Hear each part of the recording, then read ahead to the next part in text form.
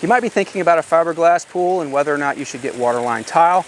Today I want to quickly talk about some of the advantages, disadvantages, how much it costs, and what you can expect if you do end up getting waterline tile on your fiberglass pool.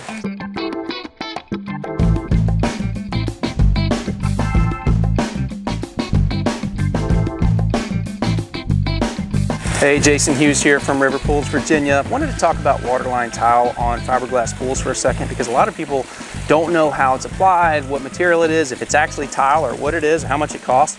Those are some of the things we want to cover in this quick video today. And one of the first things to talk about is how we install it. This is a beautiful fiberglass pool.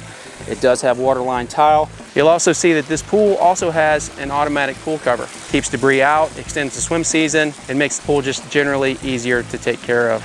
So you've got waterline tile that's been applied, and yes, it's actually applied to the surface of the pool.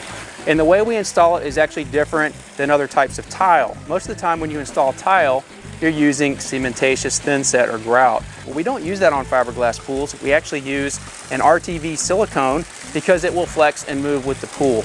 And it actually gives great adhesion. We have pools that have been in the ground for 25 years with waterline tile.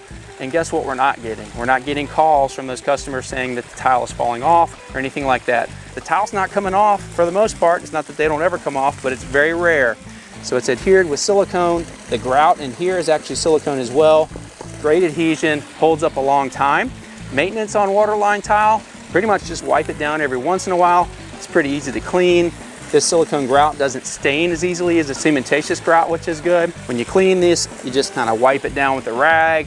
You typically don't get any stains on the grout line, although you can, but then you just wipe that down. It should clean right off. You can use any type of tile. This is ceramic. You can do porcelain. You can do stone as long as it's a hard stone rated for it. You can do glass, a lot of glass tile on fiberglass pools, and it's gorgeous. Any kind of tile you can put on a swimming pool, we can apply it to a fiberglass pool. We don't do that with traditional tile materials. The tile can degrade over time naturally, of course. If you go buy something from Lowe's or Home Depot, probably not going to work out for you too well. The main thing there is you want to make sure that you're using a tile that's rated for swimming pools. So it's great for people who want to add this. It's totally optional. The other option is to just leave the fiberglass exposed all the way up to the bottom of the pool coping, which is actually, frankly, what the majority of fiberglass pool customers do. They actually just don't have tile here, so the gel coat goes all the way up below the coping. So totally optional. There's not a right or wrong answer for this. You might also be wondering if you can add it later.